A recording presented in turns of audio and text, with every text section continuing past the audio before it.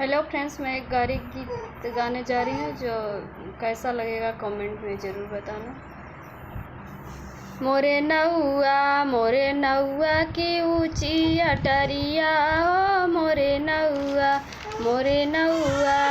नौआ की ऊंची अटरिया हो, मोरे नौआ